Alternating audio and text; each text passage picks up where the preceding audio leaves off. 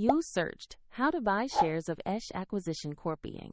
Esh Acquisition Corp-A trades on NASDAQ under the ticker ESHA, and this video is educational only, not investment advice. To buy shares, you need a brokerage account, and we'll use eToro as an example to show the process. After registering, you must verify your account with a valid ID and add funds before you can place a trade.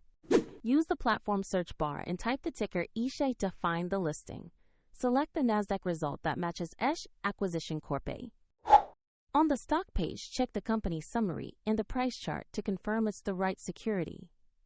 Verify the NASDAQ listing and the ESHA ticker before proceeding. Click Buy, enter the amount you want to invest, review the order details, and confirm the trade.